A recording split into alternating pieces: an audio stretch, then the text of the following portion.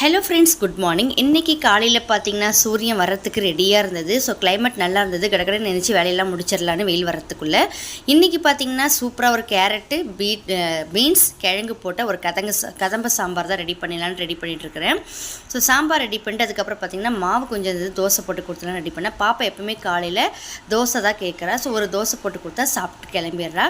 So சூப்பராக carrot beans கிழங்கெல்லாம் போட்டு ஒரு கதம்ப சாம்பார் ரெடி பண்ணிவிட்டு அனுப்பிட்டேன். அவளுக்கு லஞ்சுக்கு பார்த்திங்கன்னா சாம்பார் சாதத்தில் கொஞ்சம் நெய் போட்டு வச்சு விட்டுட்டா அவள் சாப்பிட்டுக்கிறா.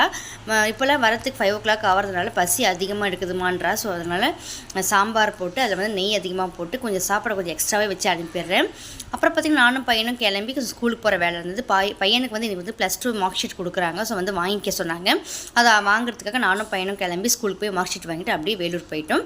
ஸோ எனக்கு கொஞ்சம் பேங்க் வேலை இருக்கிறதுனால அப்படியே நாங்கள் மார்க்கெட்டில் போய்ட்டு கொஞ்சம் ப்ரொவிஷன்லாம் வாங்கிட்டு வர வேலை இருந்தது. ஸோ அதையும் முடிச்சுட்டு வீட்டுக்கு வந்துட்டோம். பிடிச்சிருந்தா லைக் பண்ணுங்கள். Tata, bye bye.